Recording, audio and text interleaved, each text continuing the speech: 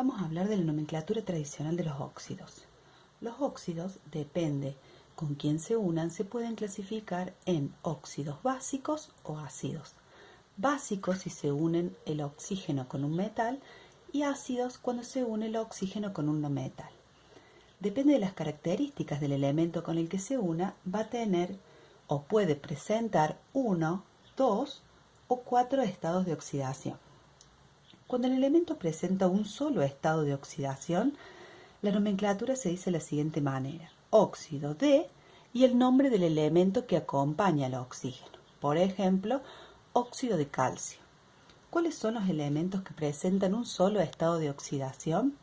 Los del grupo 1, los del grupo 2 y la mayoría del grupo 3, exceptuando el talio que tiene 2 estados de oxidación. Algunos elementos de transición también presentan un solo estado, como el zinc, la plata, el cadmio, ¿sí? Generalmente son esos elementos. Después tenemos la otra posibilidad, cuando el elemento que se une al oxígeno presenta 2 estados de oxidación. Cuando esto ocurre, se dice óxido, se nombra el comienzo del elemento y la terminación es dependiendo se usa. El menor estado de oxidación termina en oso y para el mayor estado de oxidación en ico. Bien, por ejemplo, el hierro posee 2 estados de oxidación. El número 2, el estado de oxidación 2 y el estado de oxidación 3. Cuando usa el menor estado se dice óxido ferroso y cuando usa el mayor estado se dice óxido férrico. Bien, los elementos que poseen 2 estados de oxidación en su mayoría se encuentran dentro de los elementos de transición y algunos de los elementos del grupo 3, 4 y el 5.